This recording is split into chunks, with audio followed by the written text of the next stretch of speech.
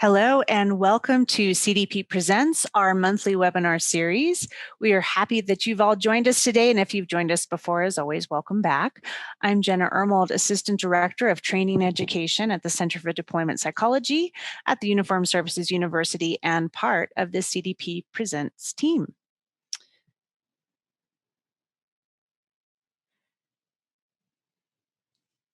This project is sponsored by the Uniformed Services University. However, the information or content and conclusions do not necessarily represent the official position or policy of, nor should any official endorsement be inferred upon the part of USU, the Department of Defense, or the US government. And I see all the good mornings and hellos coming in. That's fantastic. It's always nice to see. We've got folks from Texas and Florida and Maryland and Oklahoma, so all over the place. So keep saying hi. Just want to make sure, as always, to give you a snapshot of some of the upcoming trainings we'll be offering in the next couple of months. And this can be found under the training tab on CDP's website. So in the month of May, we are actually having a 4-part series, sort of a clinical skills website takeover.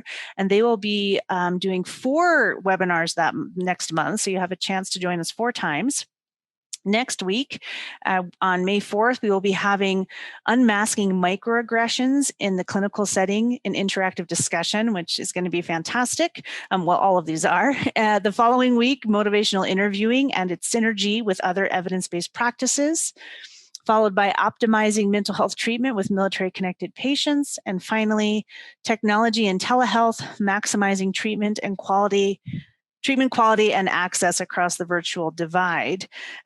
We also hope you can join us for a assessment and treatment of sleep disturbances in military populations.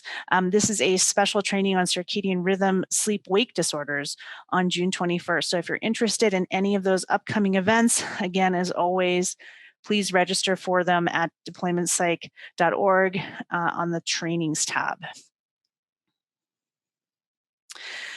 If you missed us last month, we had a wonderful webinar called The Wild, Wild West of Treatments for Post-Traumatic Nightmares, and that recording of that training has been posted. So please do feel free to check that out, or if you viewed it and want to view it again or share it with a colleague, you can find that on our archived webinars section. And we hope that you enjoy that again or for the first time. As always, before I introduce our speaker, I'm going to take a moment to orient you to a few features of Zoom that will enhance your experience in our training. You might have entered the webinar in full screen mode. That's okay. To get out of that, just click on your screen and hit the escape key. That'll help keep the chat and other features easier to use. For the best user experience, we do recommend you close all other programs on your computer. Any difficulty viewing materials during the presentation are likely due to poor connection. While I'm talking, this is a great time to check the volume level on your computer or device and adjust as needed. Many participants find it easier to use headphones. If you have a set of headphones, that can really help you hear better. As many of you have already found, and by saying hello from the different various locations, the chat feature is one that we use quite actively for these. So please look at the bottom of your screen. You'll see chat. Click on that. It's a great place for you to ask questions if you have them, respond to questions our speaker might pose, interact with each other. And I will be moderating the questions actually throughout this presentation and at the end as well. Also, if you're having any technical problems, please put that in the chat and someone from our tech support team will assist you.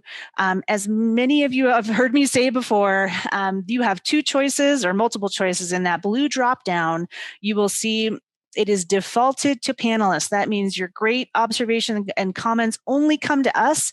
We love for everybody to see those. So if you can all make sure to select panelists and attendees, you're going to have to click on it and click panelists and attendees, then everybody can see the thoughtful things that you're saying.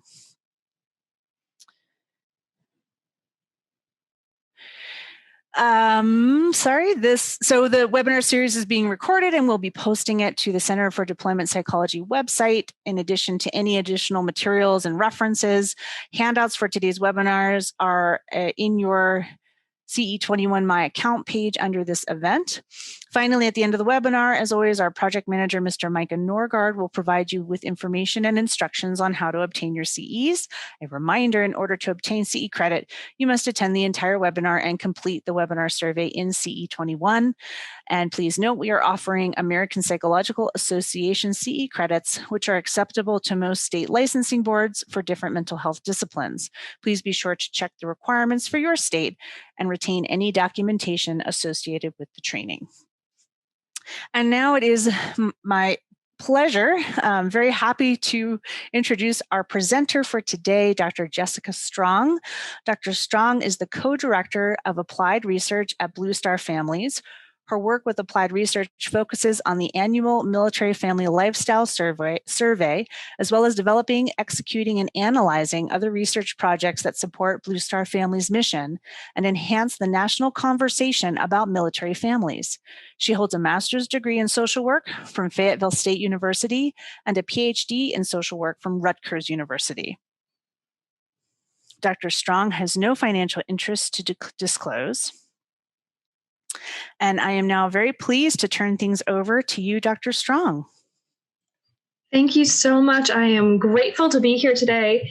I'm really excited about this because I have been following the Center for Deployment Psychology in your training for a long time now and have used it when I teach my courses on military social work. So it's an honor to be here, and especially to be able to present for the first time in full the findings from our 2020 Military Family Lifestyle Survey. So we had our release event last month, and during that event, we talk about parts of the findings, but this is the first time I've been able to talk about all of the findings in full.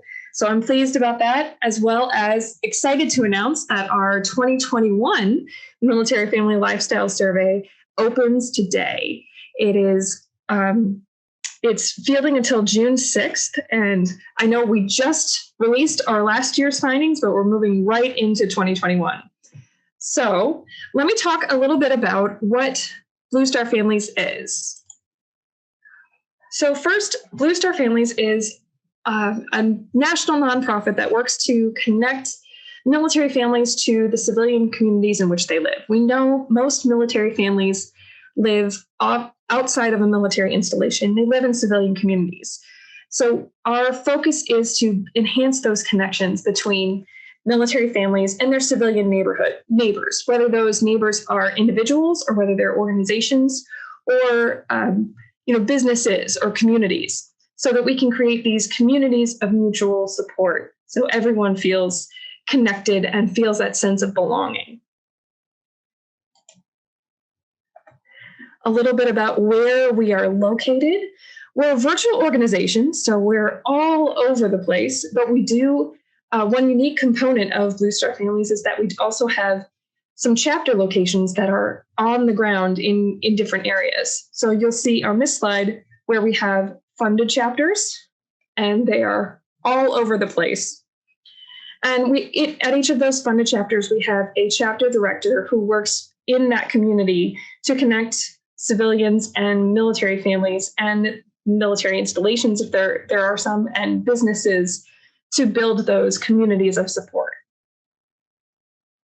Where you see the other stars are where we have engagements. Those are what we might call neighborhoods, where we don't have a chapter director, but we do have volunteer supports. So those are, you can see our reach is broad across the US and OCONUS. We also have some volunteer engagements outside of the US as well.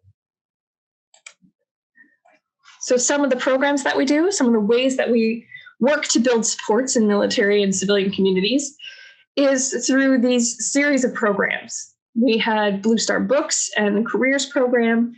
We have a program to support military caregivers. We have a whole series of member perks, including Headspace, which is one I really like to talk about. It's one of our Blue Star perks. Headspace, as a member of Blue Star Families, you receive complimentary access to things like Headspace, Thrive Market, and some other member perks that we have. During the summers, we have Blue Star Museums. We have a national network of museums that have offered free admission to military families. And that's been really nice, especially as families PCS and do road trips across the country. They've been able to go and visit different museums along the way, as well as Blue Star Parks. Those are national parks that, again, offer some free admission to military kids and military families. This last year, we offered a Blue Star summer camp. Now, 2020 was a little different than it normally would have been. But what our chapter directors ended up doing is a virtual summer camp for military kids where they could engage in online activities. They had like science fair, like a science day. They had a trip to a park. They had like sing-alongs and all kinds of activities to help keep kids, entertained during the summer of 2020 when there wasn't that much in person that you could do. We also have a lot of volunteers. We have a lot of volunteer opportunities for Blue Star families, military and civilian communities, individuals. That's actually how I got started with Blue Star families. Is I started as a volunteer after a PCS, changed my employment status, which is very common for military spouses. I started as a volunteer and then moved into the staff position. And finally, we have Welcome Week, which is always, an annual event that we have in September to welcome both military families to the communities, but also welcome civilians and Blue Star neighbors, which are the civilian community members, to the Blue Star families family. So we have events and activities throughout this Welcome Week every year in September. That's a little bit about some of our programs. But of course, the one that I am here to talk to you about is the Blue Star Family's annual Military Family Lifestyle Survey. This is our 12th iteration of this survey. We've been running it since 2009. And it's an important part of Blue Star Family's model. Our focus, the way that we do our work at Blue Star Families is to listen, share, partner, and act. It's a 4-step sort of cyclical process. And the survey is a really important part of how we listen to military families and then share that information with people like you, with the White House, with Joint Chiefs of Staff, with those decision makers that can help make change for military families and need to understand what military family experience is. Now we get into let's just dive right into what are the top issues for active duty families. So the top issues for active duty families have been pretty consistent for the past few years. It's pretty focused on military family quality of life. Spouse employment is one of the top ones most years. It's been an ongoing issue for a long time. This is the first year, though, that it reached the top for both service members and spouses. So spouse employment is becoming a bit more of a concern. We can probably say that's due to 2020 and many of the changes that have occurred because of pandemic. We always know that time away from family is another top issue for active duty families. So that was this year, though, it got bounced to number 2 behind spouse employment. Children's education is another perennial top issue. So that is also in the top 5. And then the last 2 that are in there are quality of life and military pay. But those top 3 issues are what I like to call perennial issues. We see those year after year after year. And those are some of the issues that were really intensified by COVID-19 and what happened during the pandemic. So we already knew that spouse employment was an issue. We already knew that time away from family was an issue. We already knew that children's education and the many transitions that children made because of military life was a challenge for military families. But COVID intensified those things in lots of ways. So those are the top 5 issues for active duty families. One of the great things about the survey is we actually get to look at not only active duty families, but we can look at National Guard and Reserve and veterans and their families as well. So I want to share a little bit about that for you guys. Now, the top issues for Reserve families, and you'll see National Guard families as well, really focuses on time away from family and deployment impacts, because we know that those are stressful events for National Guard and Reserve families, and those are a little bit different experiences for National Guard and Reserve families than they are for active duty families. They may not have the same network of support or understanding with a military support network that active duty families often have. And in particular, in 2020, National Guard families really saw a lot of activations. More than half of our National Guard family respondents in 2020 indicated that they had experienced an activation during COVID. So you see that that's a big concern for National Guard and Reserve families, is the impact of time away and deployment impact. I'm going to talk a little bit about veteran family issues, and I want to find out a little bit more about who is here in the audience today. So the top issue for veteran families, these tend to focus more on benefits and impacts of military service. So these were the top issues for both veterans and their veteran service members and their spouses.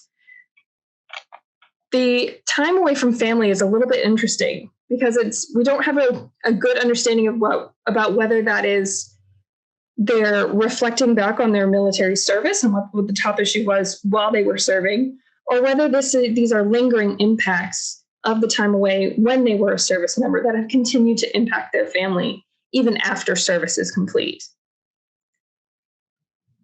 You'll see that the rest of the top issues for veteran families tend to focus around benefits, access to VA or military health care, military pay, and then the impacts of PTSD, combat stress, and TBI, the impacts of service on the individual and on the family. So at this point, I'd like to hear a little bit more about where you guys are from and what you guys are doing. I know that this is focused on mental health professionals. So if we could put up the first poll so I could see what kind of populations you most frequently work with. And I'll pause here for a moment.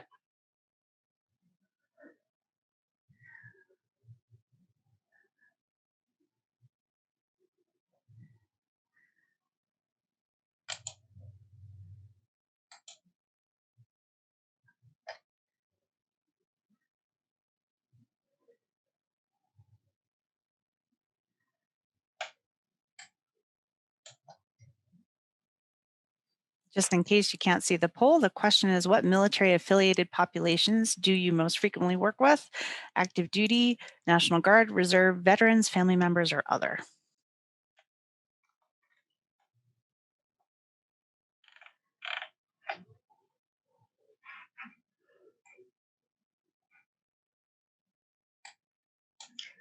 Wonderful. And I think we give it a minute or two, and then, or maybe just a few more seconds, and then see where everybody is at. Oh, we got a lot of veterans and family members and active duty service member serving populations here. That's great. Thank you for sharing that with me, you guys. It gives me a better understanding of what you guys are interested in. So please make sure to be adding some questions. You can add them in the chat, or you can wait until the end. We'll have an opportunity to ask questions there. Actually, since there is a question now, I know we save questions for the end, but there is a PDF copy of the lifestyle survey available. All of the findings, the comprehensive infographic that we have. Yep, Mike is already on top of it. The infographic that we have are also all available at bluestarfam.org/survey. So all of our findings are available there, and you can take the survey if you are the 2021 survey if you're military affiliated. So let me move on to some of the findings that we have for this year. So we have the way that our report is structured this year is we have 13 findings on a variety of topics that are of interest to military families, that impact military and veteran families. And if you go to the website that Jenna just posted in the chat, all of those findings are available individually, or you can download the entire comprehensive report. There's also a whole chapter on recommendations for each of the findings. We have not only what we found, but also what are our recommendations for different stakeholders on how to better address some of these issues. So in each of the findings, you'll see recommendations that are tied to that finding, but there's also a chapter that goes into a little bit more depth for each of the policy recommendations that we have. So all of that's available on the website. Let me talk a little bit about our first finding. Our first finding focuses on discrimination, and in particular on active duty service members who are in underrepresented groups, whether they are service members of color, female service members, or service members who identify as LGBTQ+. So when we looked at this, there is this narrative that exists that the military doesn't see color, that race, ethnicity, gender, and sexual orientation don't really matter, and therefore discrimination on those bases doesn't exist. We wanted to explore that narrative, particularly given the issues and the national conversations that we saw during 2020. So we added that to our survey. Now, our survey fielded this year, or in 2020 at least, in September and October. Normally, we would field in the spring, which we're doing in 2021, which is why it's opening today. But in 2020, obviously, COVID had just started in the spring, and so we pushed the survey fielding back a little bit. That gave us a little bit of time to incorporate some more questions to address the current issues that were coming up and becoming apparent during that period of time. So we added some questions to the survey about experiences of discrimination and perceptions about discrimination. So the first thing that we saw was that there is a perception gap. Only about a third of white non-Hispanic service member respondents agreed that racial discrimination exists in the military, but half of their peers of color agreed. So you see there's a difference between those who perceive racial discrimination even existing against people of color in the military. Then we asked about, again, there's a narrative that the military is a meritocracy and it's much more equitable than civilian world. So we asked about that and said, do you agree that there is less racial discrimination in the military than in the civilian world? And the majority of white non-Hispanic active duty service members agreed, but their service members of color peers did not. So we looked at their perceptions. Then we asked about their experiences and whether they had experienced racial discrimination in a variety of areas in the military. And about 1 in 5 service members of color reported experiencing racial discrimination in promotion or on the base or installation. And about 1 in 4 reported experiencing it in their unit or command. Perhaps more importantly, though, service members reported that their experiences of discrimination have weighed into their reasons for leaving military service. When we pulled out the people, excluded those who left due to military retirement, we looked at only the people who did not retire but left the military for some other reason. About 1 in 10 veterans of color and 1 in 10 female veterans reported that discrimination was one of the reasons that they left military service. So 8% of veterans of color reported that racial discrimination was one of the reasons they left. And 10% of female veterans reported that gender discrimination was one of the reasons they left. So now I want to say that this is exploratory data. This is new. This is us dipping our toe into the water on this very big, very nuanced issue. There are lots of limitations to this data, but it gives us a starting point. It gives us a first step. For example, we intentionally let respondents self-define discrimination. That was intentional. We wanted to know their perceptions and their experiences of how they define discrimination. We did not define it for them. Additionally, when we looked at each race and ethnicity group, each group by itself was too small to report on its own. So we had to group them all into one group of people of color. I know that is a flawed approach. We know that there are considerable differences in the experiences of people in those different groups, but this is the way that we could look at all of those things together, like look at the issue as a whole.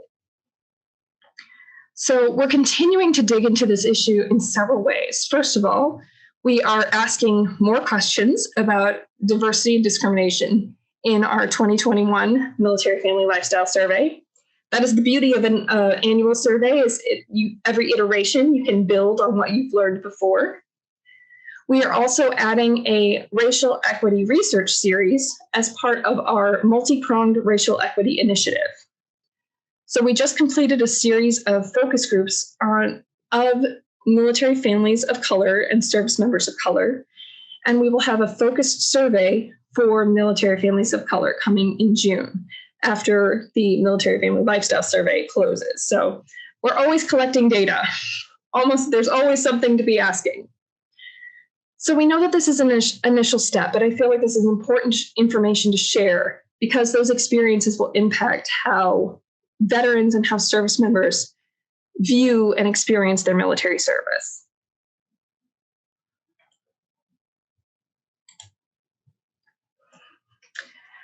Our next finding was on communication and leadership.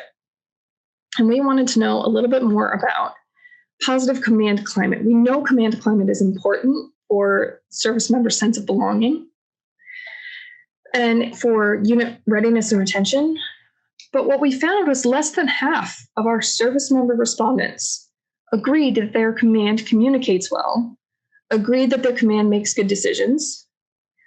But they did agree, those who did agree that command makes good decisions and communicates well, also reported that they have significantly less stress.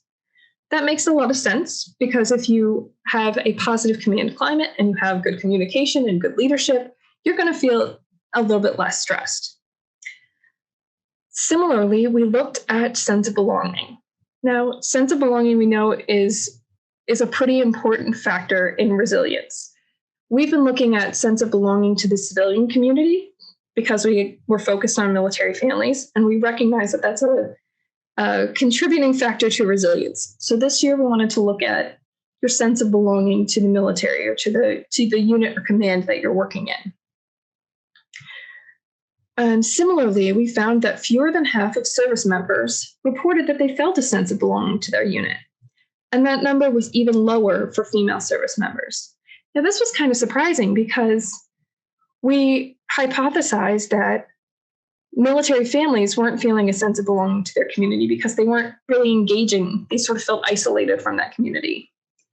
But when you don't feel a sense of belonging to the unit or command that you work in, it shouldn't be because of a lack of engagement or a lack of contact. So we want to explore that a little bit more in this coming year. We did note that a greater proportion of those who said they did feel a sense of belonging to their unit also reported that command communicates well and makes reasonable accommodations to balance work and home and family obligations when they need to. Conversely, those who did not feel a sense of belonging also were less likely to say, my command communicates well, and they make reasonable accommodations. Furthermore, a small group, this is important for mental health professionals, but there's a small group of active duty service member respondents who reported that they had suicidal thoughts in the past year. Of that small group, the majority, 67%, disagreed that they felt a sense of belonging to their unit, compared to just a quarter of those who didn't report suicidal thoughts. So we know sense of belonging is important for resilience. We know that the lack of belonging may be associated with poor mental health and maybe a risk factor for suicidal thoughts. We don't have any data to say that there is certainly a connection here. But it does align with the literature that says belonging is an important component, a protective factor against suicidal thoughts. One other important thing that I wanted to note on this particular finding is one of the other things that we were able to look at was special operations affiliated respondents. Those respondents who were affiliated with SOCOM reported significantly stronger indicators of a positive command climate. They were more likely a greater proportion said they felt a sense of belonging, they felt their command communicated well, they made good decisions, they made reasonable accommodations. Just in general, their scores on each thing were higher than those who were not affiliated with SOCOM. Now, there's a lot of confounding factors there. You self-select into SOCOM. They have a different set of resources available. but it is interesting to look at when you think about sense of belonging. Now, before we get into the next slide, I wanted to put up the second poll. I wanted to ask you guys what percentage of active duty families experienced a deployment during COVID? Just an estimate. And again, we're talking about active duty families. I know earlier I mentioned that National Guard, over half of our National Guard respondents reported they experienced an activation, but this is active duty.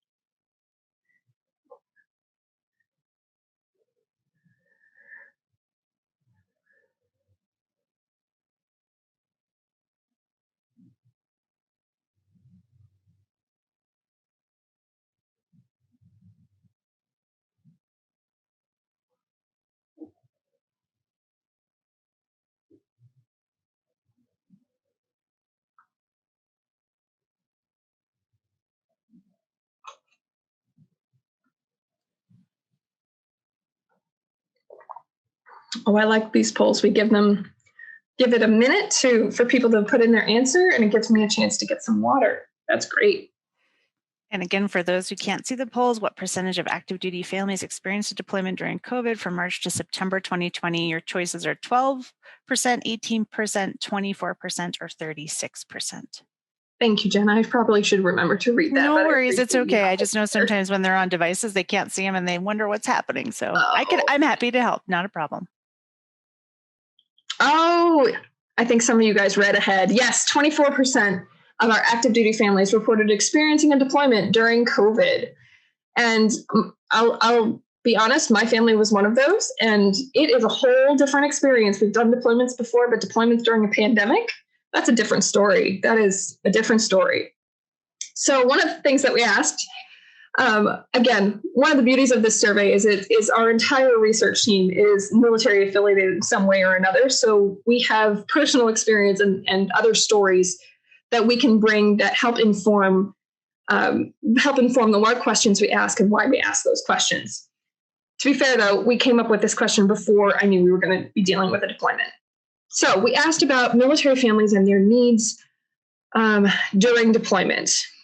And the top needs were very similar. I'm trying to figure out which one I want to talk about first. The top needs were very similar for both spouse respondents and service member respondents. And I thought that was an interesting point because those needs didn't vary. Everybody wants to be able to communicate to their spouse. They want to be able to communicate with their command. They want access to medical care, mental health, and the opportunity to exercise. That opportunity to exercise was actually surprising to me because we kind of, dismiss the opportunity to exercise and the need to go to the gym as like, okay, well, that's a perk, that's great, but it's not essential. But for a lot of people, it is essential, and it's an essential component of mental health. So when we talk about needing childcare at the gyms, that's maybe not as superfluous as you might expect it to be. Also, we asked about unmet needs. So we asked about what people needed. And then as a follow-on question said, do you know how to access the things that you said you needed? The good news is that most service members and spouses did know how to access the things that they said that they needed. Interestingly, there were a few service member respondents who said they didn't know how to contact their command, which is a little confusing, but that does exist. But spouses generally know how to access their top needs. But there were other needs that they reported they didn't know how to access. And these we called unmet needs. And the top ones were around social needs and supports with work or home responsibilities, particularly after-school childcare, help with yard or house maintenance, or caregiver respite. Caregiver respite actually was one of the top unmet needs. Fewer people needed it, but that was the one that people did not know how to access. And there may just not be that many resources available for caregiver respite or support. Now, as I mentioned, a deployment during COVID is a little different than other deployments. So more than half of the families who had experienced a deployment or an activation during COVID also experienced one of those unanticipated extensions of their time apart. So they may have had to spend a little longer apart because of quarantine, because of COVID exposure, or because of just delays that were a result of COVID or a COVID exposure somewhere.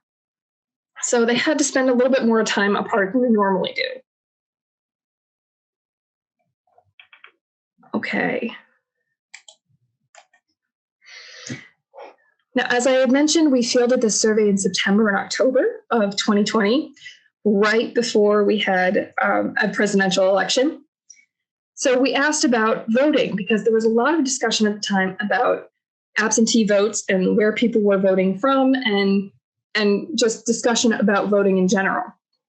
So we asked about it, and the majority of military family respondents, of course, are registered to vote. That's great. Both stateside and OCONUS, by the way. But they can be registered to vote in different places. And so we asked about where they're registered to vote. Most families were registered at their home of record. Some, about a third, were registered at their current duty station, and a small group of people were registered at a previous duty station. So you can see that a significant group of service members and family members are not voting where they live. So they're voting some sort of absentee way. That was an important consideration. Now, I know there was a group of people who were serving National Guard and Reserve service members. So I appreciate that we have you. I know National Guard and Reserve have sort of a unique experience when it comes to military life, sort of straddling the line between civilian and military and walking in both of those worlds. As I said earlier, the majority of National Guard family respondents saw activation during COVID-19, and about a quarter of both reserve and active duty family respondents also reported a deployment or an activation. The interesting thing that we found, one of the interesting things that we found about National Guard and Reserve families during this survey was their experiences with negative employment consequences of activation. Obviously, National Guard service members were activated a lot over the course of 2020. And so we asked about the impacts on their civilian careers. They have to balance both their military and civilian employment. And despite the fact that there is federal legal protections for National Guard and Reserve service members, about a quarter of National Guard and a third of Reserve service members said that they had experienced negative employment consequences with a civilian employer after returning from an activation. Now, we don't know when that activation was, so we don't want to associate and say that this happened in 2020 after all of the activations of 2020. So it could have been at a different point in their career. But at some point during their career, they had experienced losing a promotion, losing training opportunities, involuntary reductions in hours or pay, or loss of employment. And this was more common for reservists than it was for National Guard service members. But it's an important thing to consider, especially as we are looking at the consequences of having multiple activations or extended activations for service members who are in the reserve component.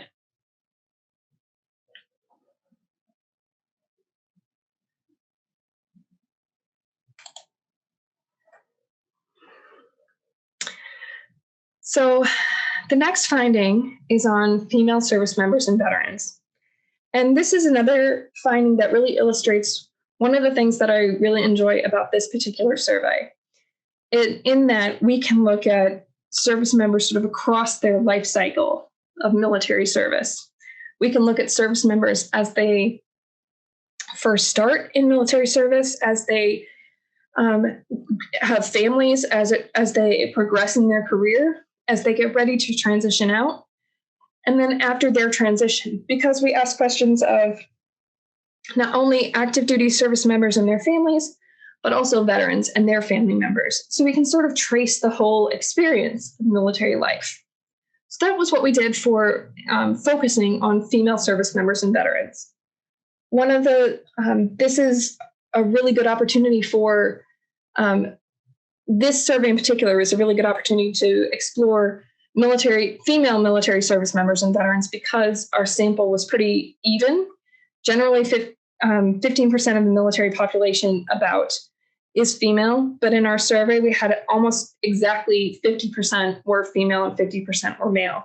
We did have a small group of people who identified as non-gender conforming, but it was too small to really to report on.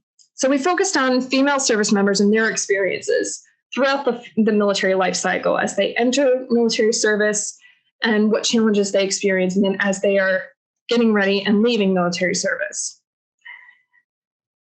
It's important to note here that for female service members, their experiences are complex. There might be incidences of gender-based discrimination and harassment and assault and general life challenges that occur in tandem with positive experiences like meaningful, purposeful work, camaraderie with peers, having that sense of belonging and being a part of something bigger. So it is not a black and white thing. It's not all bad and not all good. These things are mixed in together. But across their military life cycle, female service members reported greater challenges in balancing military and family life and more negative experiences with service than their male counterparts.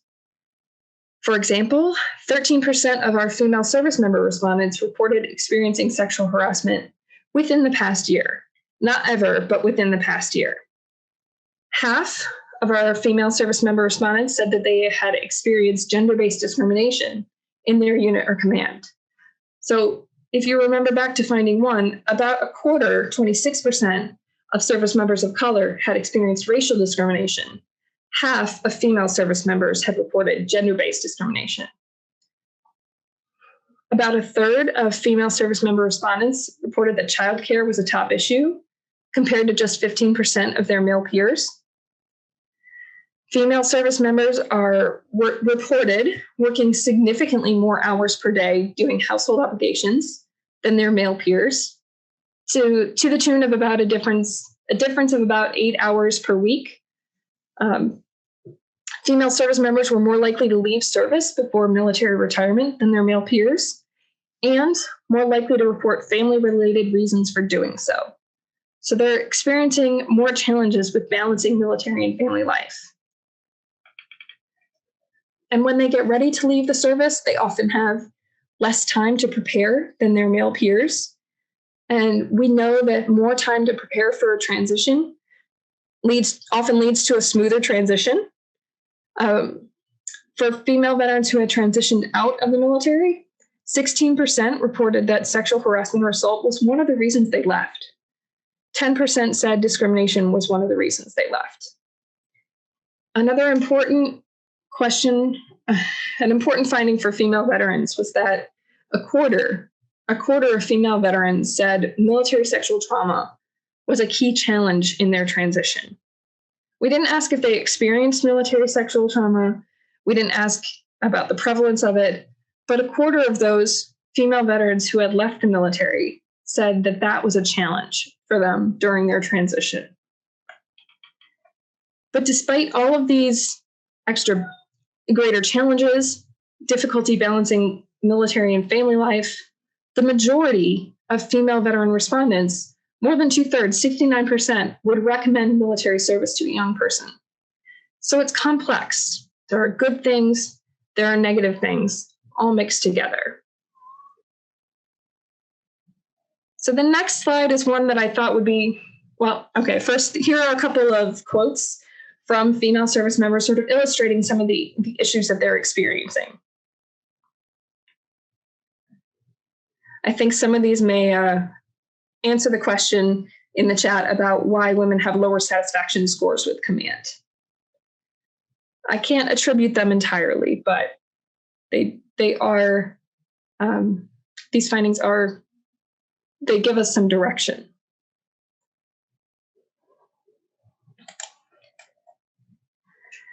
This was one in particular about transitioning out of the military because of difficulty balancing work and family life.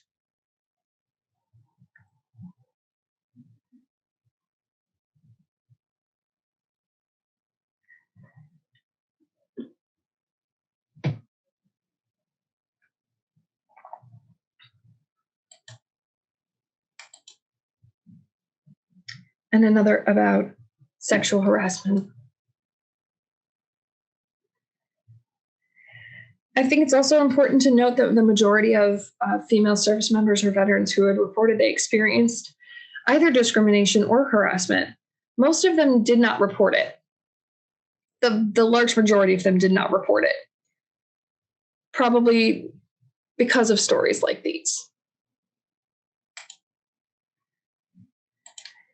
Now, I know I'm in a room full of mental health professionals, so I want to know a little bit more about what you guys are doing. If you wouldn't mind putting up the third poll, I want to ask if you provide clinical mental health care to military affiliated individuals in your practice, if you're practicing.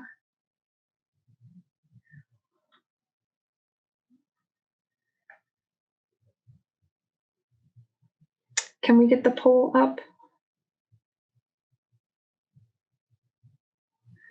Stand by 1 sec. I'm sure Mike is working on it in the background.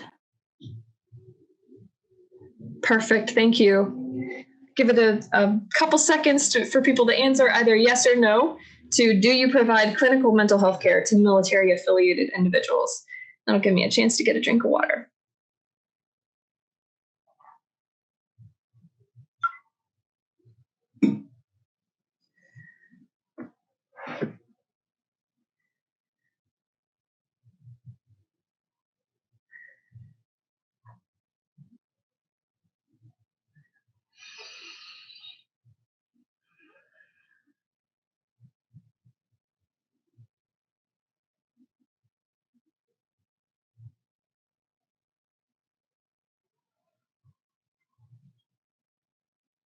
All right.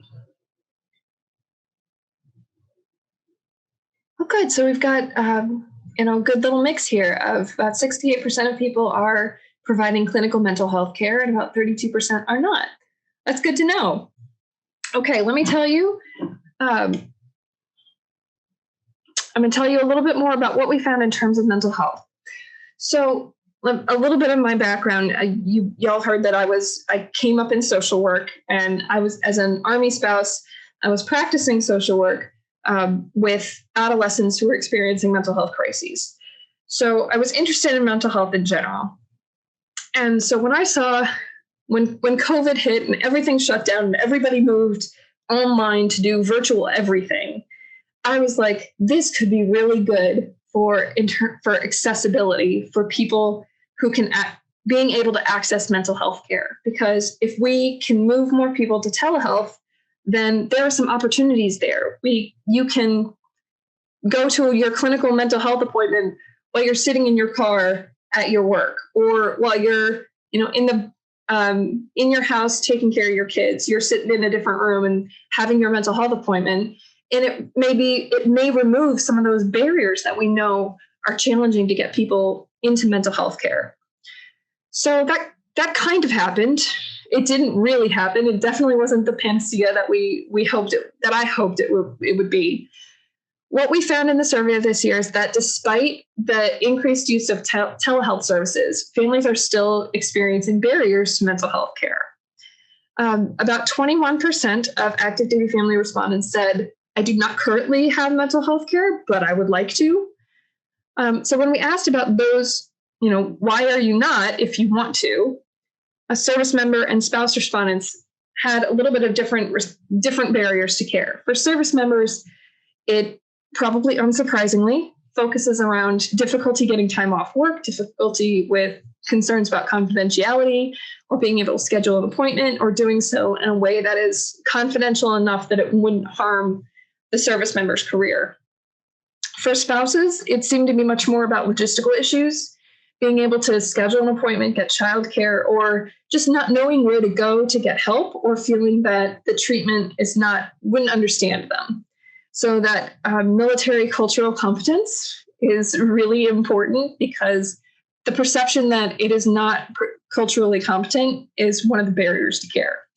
Again, one of the reasons that I really appreciate being invited to participate in the Center for Deployment Psychology, because I know that is one of the things that you guys are working on in enhancing cultural competence around military cultural competence.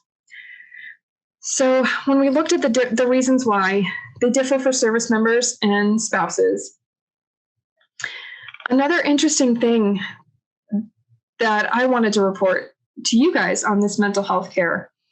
Actually, before I get into that, do you, let's put up another poll. Do you or does your organization currently offer telehealth services?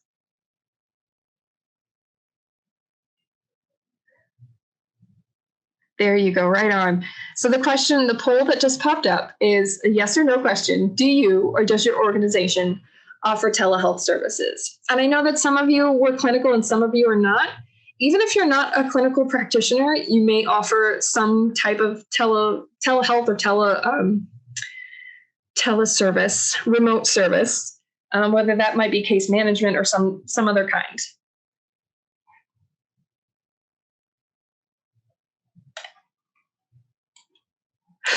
Do equine assisted therapy and horses don't fit into Zoom. Yeah, that would be a little bit harder. Yeah.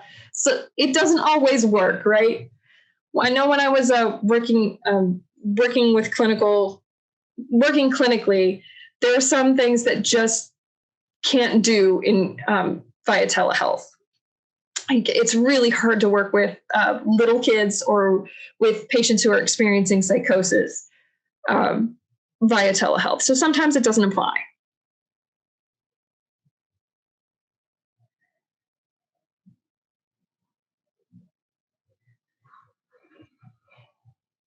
Seeing some comments in the chat about our organizations offering telehealth, but families preferring in-person services. Yeah, we actually asked in the survey this year whether, if you were offered the opportunity to participate in telehealth for mental health, or whether you wanted it in person or via telehealth. Most people still wanted it in person. That in-person connection is difficult or is irreplicable.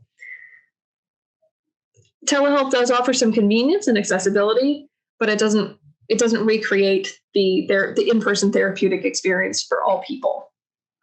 So I'm really pleased to see that most people are offering some telehealth services, and sometimes that works out well, and sometimes it does not. Oh yeah, in-person works a lot better with children. I have seen it on both the recipient for my children and both the provider. Some kids can do okay with it. Others, it is really easy to get distracted and doesn't always provide privacy at home. Yes. Oh, I love seeing all these comments go back and forth. That's great. So I'm really glad to see that there's a lot of focus on providing as much accessibility and considering the patient's preferences as much as possible. That's awesome. I did want to share, when we have been keeping tabs on mental health for a few years now. This year we asked about, and I've always been a little concerned about how we ask about mental health, not us in particular, but how mental health is asked about. Because if you ask, do you experience anxiety? Yes, we all experience anxiety. Do you experience symptoms of depression? Yes, everybody experiences symptoms of depression at some point. So what I really do want to get to, though, is whether there is a current diagnosis, whether it meets that criteria of a clinical issue. So this year we asked, do you have a current diagnosis of any of these things? And these are the respondents who reported, I have a current diagnosis of generalized anxiety disorder or major depressive disorder. The ones that I want to highlight are 23% of almost a quarter of our spouse respondents have a diagnosis of generalized anxiety. And 16% of our service member respondents. That seems like that seems problematic. Certainly something to continue to address. The other thing that I want to point out is the second highest disorder that was reported of the few that we offered. We certainly didn't give them the whole DSM-5 and say pick which ones are you. The second highest one was a sleep disorder.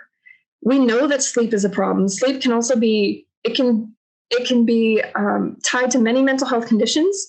Can also be sort of a canary in the coal mine to a warning sign for additional mental health concerns. 43% of our service member respondents said that they do not get enough sleep to function effectively. That was the highest of all the groups that we looked at. That also looks like it could be problematic or indicative of greater issues. Now, we don't know why they're not getting enough sleep. We don't know whether it's because of they're working too much? Is it a lack of ability to sleep, or is it a mental health issue that is impacting their sleep? Louise, I see your point about drug and alcohol use. The difficulty with asking about that in a survey of service members is many of them won't indicate that that's a concern. We're actually asking about alcohol use this year, and I'm interested to see what that looks like, not only for service members but also for spouses. Because if we're seeing high rates of anxiety, my suspicion is that people are going to cope with that in ways that are not always good. So I suspect that we might see alcohol use. So I also did note, and I think Jenna mentioned this at the beginning, that there's some upcoming webinars on telehealth and sleep disturbances. That seems pretty well timed given the findings that we're seeing here. Okay. I will pause here for questions because I know that this is an area that you all are interested in. I think I've seen some questions come through in the chat, but I'm sure that I have not seen all of them. So if there are questions at this point, I'd like to pause. Definitely keep putting the questions in the chat. And I think you've kind of answered some along the way. There's actually a lot of great conversation going on and back and forth. And not necessarily specific to this mental health section. We did have the one which you kind of answered, what are the hypotheses as to why female service members may be reporting less satisfaction with command. So I don't know if you wanted to expand upon that at all, but that was one that did come in earlier. Yeah, I think that I should probably change up the order of the slides, and that when we get to the female service member finding, that does kind of explain why females may be may report less positive command climates than their male peers. And then, and I think everyone is obviously really interested in the addition of the discrimination and diversity questions. And another topic that came up just had to do with, ethnicity also, and even religion. So sort of experiences related to that. And I know you talked about you guys designed the survey this way this time. And it would be interesting to kind of hear from your experience, any changes to how that would be done to leaving it open-ended obviously would allow for somebody to talk about whatever discrimination they experienced. But I guess any comments about sort of broadening that to include not just discrimination based on race? That is awesome. I'm so glad you brought that up because that's exactly what we did. You lined it up really nicely for me. So last year we focused on service members and their experiences because we wanted it to be very targeted to what their military experience is. Because we opened the door there, this year we've expanded it to include not only what experiences of discrimination have you experienced in the military, but also in your civilian community. We can look at the example of Lieutenant Nazario as a great example of what that looks like. So we looked at both. We're expanding it to include both in the military and in your civilian community, as well as expanding past service members only to their spouses and family members. Another way that we're expanding looking at this is we've added a question about religious discrimination. Because I saw the comment earlier about anti-Semitism and discrimination against Muslim individuals, and we want to know more about that too. So we've added that to the survey as well. Additionally, this is the first time we've offered this survey in Spanish. We have not asked about discrimination based on ability or disability. That's another area that we wanted to get into. The survey it gets a little long, so we have to make decisions about what we can include and not include. So we added the religious discrimination piece. We added the civilian community piece. We added looking at spouses as well as service members. And we just added a question about families who are multiracial or multi-ethnic, because the service member or the spouse or whoever answers it may be one race, but it still experience issues based on race or ethnicity because of their children or their spouse being a different race or ethnicity than theirs. So we've expanded that quite a bit in a lot of different areas and wanted to look at those things. Great. We have some specific questions on this slide, actually. Our own Dr. Knopfsinger was wondering if you had more information about what did participants mean by treatment is not sensitive to my needs. Is that a, kind of a cultural thing that, providers not understanding military culture? Is it any more information about that one would be awesome. That's what you see there. Treatment is not sensitive to my needs is exactly what the answer option was. So sometimes we often have a other option or a write-in option where people can expand on what they mean. So those write-in options would indicate that treatment is not sensitive to my needs is something along the lines of they don't understand what military life is like. That would be my hypothesis, but I don't have any hard data on that. And this may be tough for the next one too, which was asking about any reasons given. It's difficult to schedule an appointment besides childcare. I know for some folks, just not having availability kind of after hours and before hours is always a barrier. But were there any other reasons given as to why it's difficult to schedule an appointment? Yeah, again, that what you see, it's difficult to schedule an appointment is exactly what they answered. Again, my hypothesis would be that it is just difficulty navigating the appointment scheduling system. That's part one, but also not knowing where to go, not knowing how to schedule an appointment. Do I need to go to my primary care first and get a referral? That would be my suspicion. Okay. About why they find it difficult to schedule an appointment. Great. So some of the other questions are, and I don't know if we're going to get there. We can always hold these if you'd rather for the end, but more about, where do we have this great information and all sort of barriers and some of the challenges, programs and tools that you might recommend for building protective factors, coping skills. There's a question about outreach with reserve families, if there's resources about when they return and experience employment problems. So I don't know, again, if there's what do we do from here part you want to do at the end, or if you want to address any of those now. I still have a few findings that I want to make sure that we get through. So I'm going to save those until the end. I wanted to pause here, particularly for mental health, because I know y'all are some clinicians. And so I wanted to be able to answer those questions. Okay, we will hold on to the rest of those. Please do keep the questions and comments coming in the chat, but I think those were all the sort of specific slide data questions I was finding. Wonderful. Thank you. Okay. Let's talk a little bit about relocation and kids, and particularly military children who have special educational needs.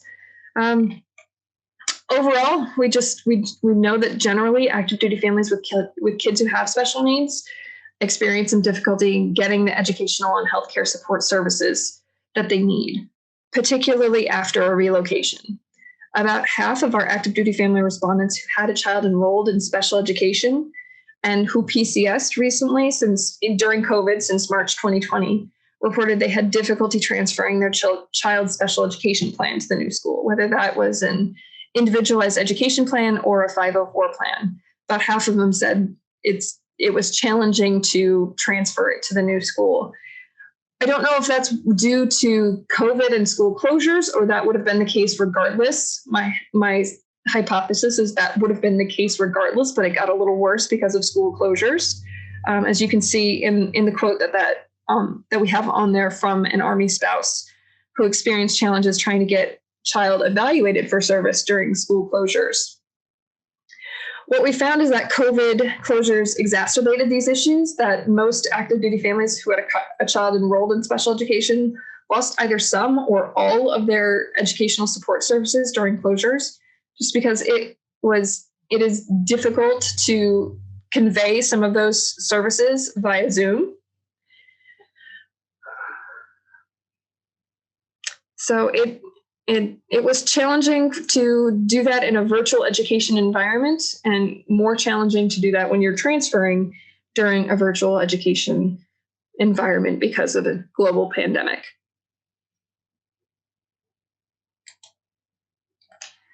Speaking of children, one of the biggest changes this year was this move to the changing school modality and the major shift from in-person education to online virtual education.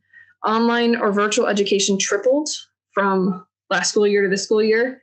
And this is the same. So we asked the same group of people. These are just 2020 survey respondents. We said, in school year 2019 to 2020, how was your oldest child educated? How was it conveyed either online or in person or hybrid or other? And then in school year 2020, 2021, how was your oldest child educated? How was education conveyed for your oldest child? And it went from 15 to 51% in online or virtual school. And the in-person school dropped from the majority of oldest children to only about 28%. Additionally, a lot of families moved towards homeschooling. And I know that this is in line with civilian literature as well. A lot of civilian families moved from a public or private school to homeschooling. In 2019-2020 school year, about 8% of our active duty family respondents said that they were homeschooling their oldest child. That jumped to 13% in 2020-2021, either because they wanted to avoid in-person school and the potential risks associated with that, or they wanted to avoid virtual or online school because that didn't work well for their family or their child. We also know that this changing education delivery impacted not only the children, but also significantly impacted spouse employment. We know spouses already had challenges with employment and underemployment, and the shift to virtual education has further impeded that. About 36% of spouses who were not working said, I'm not working because I have to homeschool or supervise virtual education for my children. Further, 30% of spouse respondents who were working prior to COVID stopped working, and 49% reduced their hours because of the inability to juggle both work and children's educational support. Now, I do want to note that we asked those questions separately, so a spouse could have reduced their hours for a little bit and then it's still not working, so they stopped work. They don't add up to 79% is what I'm trying to say here. So you can see that this switch to virtual education has impacted the entire family, and both educationally and financially for the spouse. Before we go on to the next slide, I have another poll for you guys. I wanted to ask, what percentage of active duty families pay more than $200 per month out of pocket above their BAH for housing? Is it 47%, 57%, 67%, or 77%? I want to note here a little bit of background just in case. I feel like most of you are probably familiar, but just in case you're not, military families, active duty families receive BAH, which is the basic allotment for housing. And that allotment is set to be 95%, it's supposed to cover 95% of their housing costs. So that rate is set and based on the local market, based on the service member's rank and whether they have dependents. There's a lot of factors that go into it, but that rate is set and you're supposed to pay the family is expected to pay 5% of their housing costs out of pocket. The DoD estimated for 2021 that 5% should range from $70 a month to $158 a month. Let's see the results of that poll if we have them. So the majority say it's about 67%. Let me go to the next slide and I'll tell you what the answer is. I forgot there was a quote there. Here, 77% of active duty families respondents reported they pay more than $200 a month in out-of-pocket housing costs. That The majority are paying well above that $70 to $158. So I think we always kind of knew that families are paying more out of pocket for housing than they were supposed to. But this helped identify how many families are paying significantly more than they're anticipated to pay out of pocket. We also asked about why, what are the factors that helped families choose their housing when they move to a new duty station? So what are the top 5 things that you consider when you're moving to a new duty station?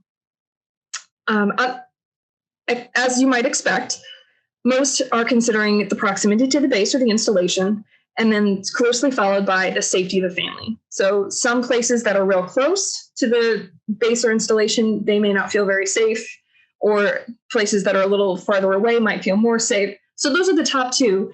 Interestingly, the two factors tied for third, and that was both a desirable school district and whether they allow pets. So those 2 things are equally important. And the last one in the top 5 was that BAH would fully cover the cost. You can see that for the majority of families, BAH is not going to fully cover the cost of their housing. It's supposed to include utilities. BAH usually doesn't cover all of those things. So for families who are trying to balance a good school district for their kids, a relatively close place to base that also takes pets, this could be kind of a difficult balancing act to overcome. I think right now the housing market has gotten a little, in different places it's different, of course, but it's gotten a little crazy in some places. There's some places that just don't have rentals that are available for families who have a pet and also want to live in a good school district.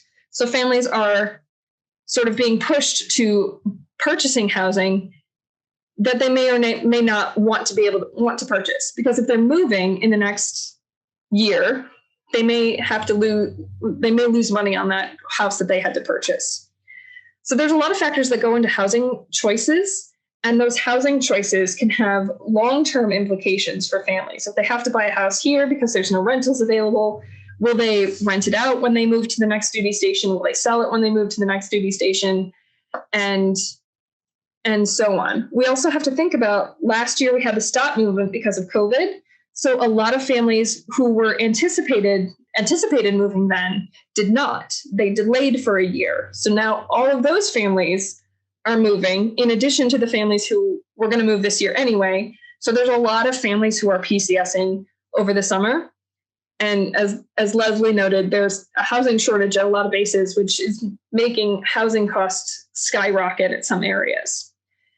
So these are factors that are going to have long-term implications for military families, as they're long-term financial implications for military families, especially if they're pairing a PCS, higher housing costs at that new duty station. The spouse lost their employment because of A, they have to virtual school children, or B, they relocated and now are unemployed.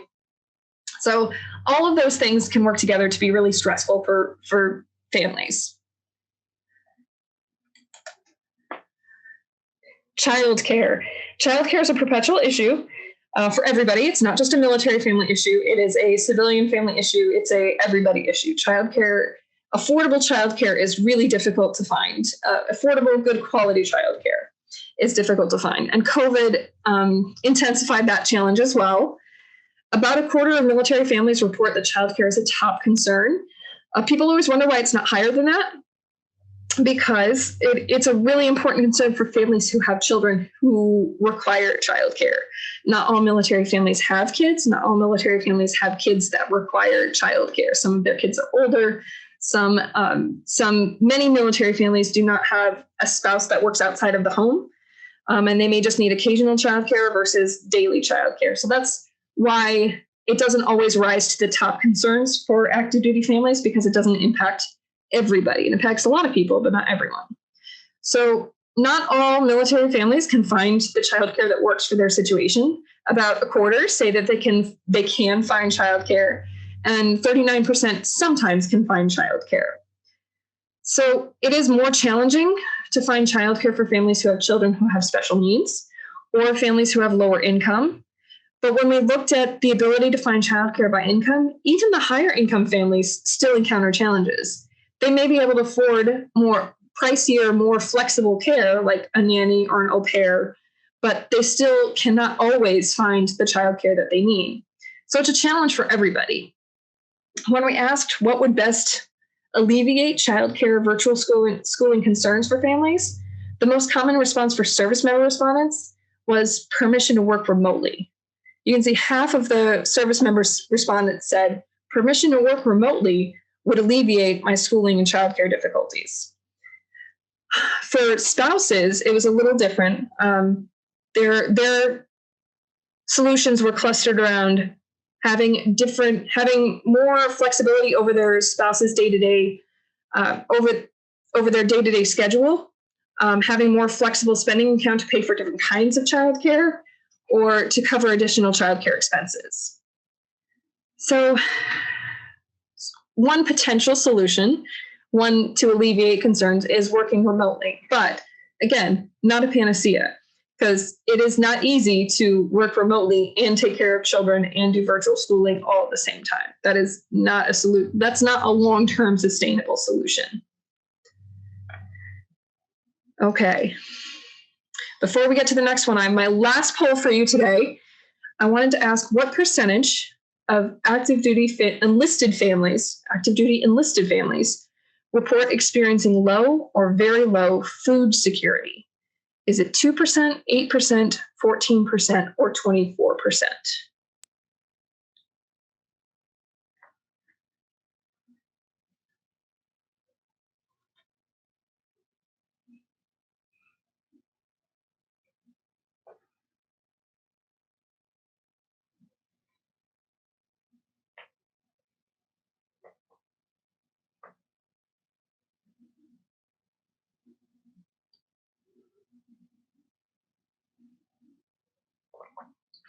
All right, I'm going to give it another couple seconds and then we'll see what the answers were, and I'll reveal at the next slide.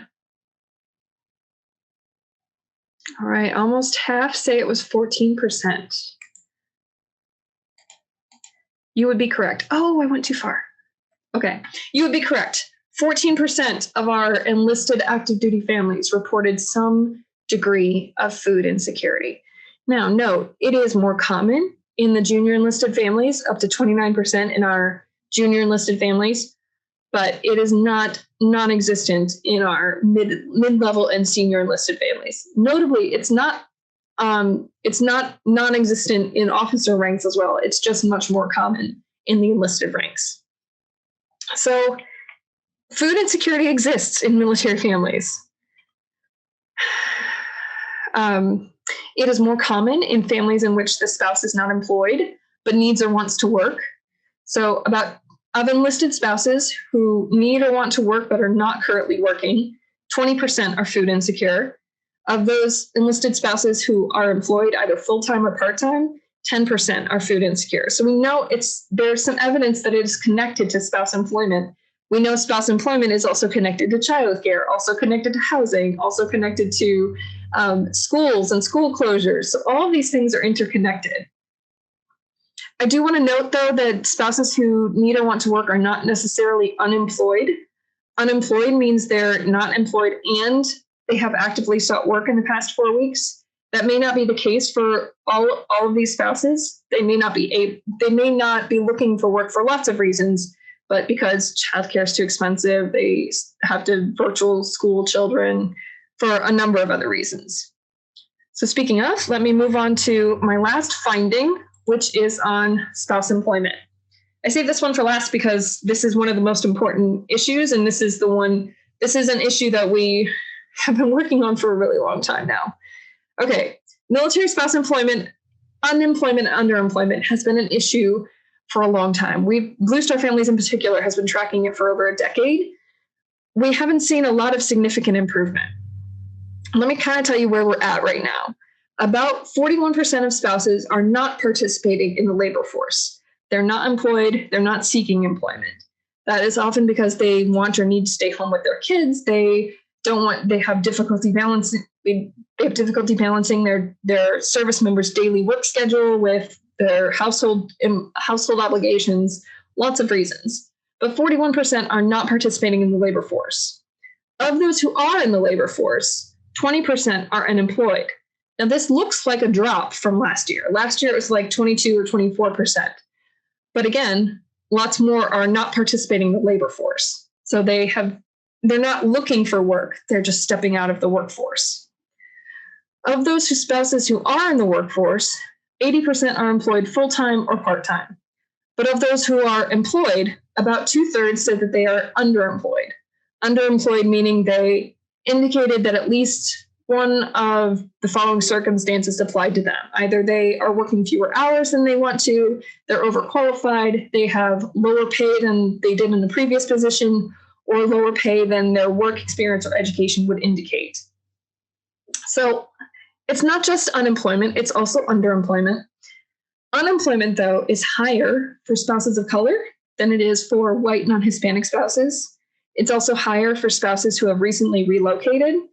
31% of spouses who experienced a PCS in the last 6 months were unemployed, compared to about 16% of those who had not experienced a PCS. So that's kind of the state of things. Despite the fact that we've had a lot of military spouse hiring initiatives, spouses still perceive that employers are reluctant to hire them and promote them. 51% of spouses said that their military affiliation prevented them from getting a promotion at some point in their career, compared to 16% of veterans. This is important to consider because when we talk about veteran hiring initiatives, we often group together military spouse and veteran hiring initiatives, and the barriers are different. The challenges are different. So we need to start with a good assessment of what the problems are. And the barriers for spouses are things like supervising virtual education, or childcare is too expensive, or they have difficulty balancing their service members' daily work schedule being unpredictable or very long with trying to manage household obligations. So another point about spouse employment that I wanted to focus on, particularly regarding COVID, is that 42%, since March 2020, 42% of spouses who had been working before the pandemic stopped working at some point during the pandemic, mostly due to furloughs and layoffs. But of those who stopped working, 2/3 of them remained unemployed at the time of survey fielding. 68% were still not employed. So spouses are being sort of pushed out of the labor force. The solutions that we asked them about, when we asked about what would help alleviate spouse employment concerns, spouses identified things like remote telework, transferring to a new location within the same company when they PCS. And interestingly and notably, maybe the best solution is having flexibility from their service members' command over their day-to-day job demands. Those were their preferred solutions. So that said, all of these findings and more are available at bluestarfam.org/survey. You can also, if you are military affiliated in some way, you can take the 2021, or even better, share it with other people who are military affiliated. And I think we have the last 10 minutes, well, 7 minutes really, to answer some of the questions that we missed. Yes, thank you so much. That survey is just so robust and has so much wonderful information, and definitely grateful for all of the work that goes into it. And it's been interesting to see it evolve over the years and really capture, sort of the changing landscape of some things are still the same and some things are nuanced and different. So I am certainly really grateful for all the work that goes into it. I think we will, if you have more questions, go ahead and pop them in the chat. I think we might return to kind of the now what questions, I'm going to call them, which is, we have this great data And I think that helps us be informed clinicians, to ask the good questions and to remember to, be culturally informed as we're engaging with our military connected clients. And there are good questions to ask about in terms of like things we know tend to be challenges. How is that experienced for you?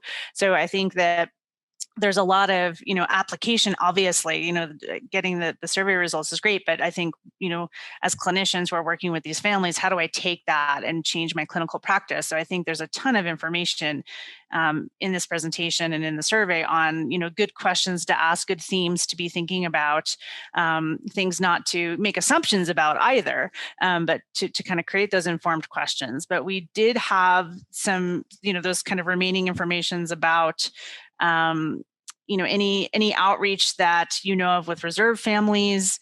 There's been some great conversation about some obviously nuances between active duty, Guard and Reserve, family lifestyles and challenges. So I guess if you could speak to any outreach or programs that especially deal with things like employment problems for reserve families. And then again, the other question had to do with any programs or tools that you recommend for building some protective factors, kind of knowing all these challenges our military families can go through. What are some programs that are really focusing on resilience and protective factors and coping skills? Okay, so that was two questions. Sorry. That's okay. I was following.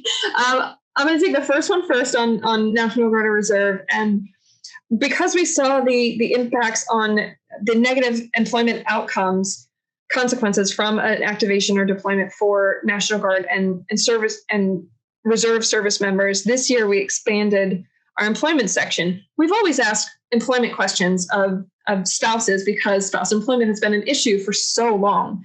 But this year we really expanded it to focus on not only spouses, but also National Guard and Reserve service members, not just whether they're employed or not, but also what is their satisfaction with that employment? Are they able to be promoted are they able to receive the training that they need to train, that they need to be promoted? Are they able to get promoted? Do they have to choose between their military service and their civilian employment, and are we creating a pressure point for them with the multiple deployments and activations that they've had over the past year? So this 2021 survey is focusing much more on employment for National Guard and Reserve service members, and of course their family members as well. And in terms of outreach, no kidding, just this morning I've got an email that Holly Ann Milley is doing a sensing session with National Guard and Reserve families and was looking for some of our information to be able to share with them. So sent along some information about 2021 survey, as well as that finding that we have on National Guard and Reserve service members and family members. So hopefully doing some more outreach there. We're also doing some outreach with the National Guard Bureau. They're a great friend, great partner of ours. And with the Army Reserve, the Army Reserve has been a great partner of ours as well. They just presented at our release event for aMFLS last month. So we're trying to do some outreach, but we always, of course, appreciate referrals and more outreach. So if you have connections, please send them our survey or connect them to me. I'm happy to get more voices captured. I feel like it's really important this year with National Guard and Reserve in particular. So that was the first question. Second question was on opportunities to build resilience and programs that help build resilience. Well, the first one that I think of that comes right off the top of my mind is the FOCUS program, Families Overcoming Under Stress. That is really focused on resilience and resilience building. Of course, there is master resiliency training through, I think it's Penn State. I've forgotten at this point, but those are programs run through the military. You can be a master resilience trainer within at least the Army, I know. Look at Jenna. Thank you. So those are important. And I would be remiss if I did not talk about Blue Star families. While we don't focus specifically on resilience, we have done some research on resilience, military family resilience in the past few years, and have found that one of the greatest factors that has the most impact on resilience is belonging to the local civilian community. And we did some evaluation of our chapters model and found that the chapters located in San Diego and New York, which were the only two we studied at that point, did cause an increase in belonging for military spouses. An increase in that belonging to the local civilian community, which is really, like I said, an important piece of resilience. So there's a lot of research happening on resilience right now. And I'm going to jump in real quick because I want to make sure Mr. Norgard has time to put his CE information into the chat. I see some folks have to pop off, and we do wrap up. We do have to wrap up right at the hour or half hour. So Mike, do you want to go ahead and talk about CEs? And then I will put my email if people have follow up and can pass that on, or if you'd like to put your email, that's great too. Thank you, Dr. Arnold. So everyone, I went ahead and posted a link inside the chat there. It says next steps for meeting the CE requirements. Once again, that's the same link that you used to go to your My Account page to get to the webinar today and also to get to your handouts.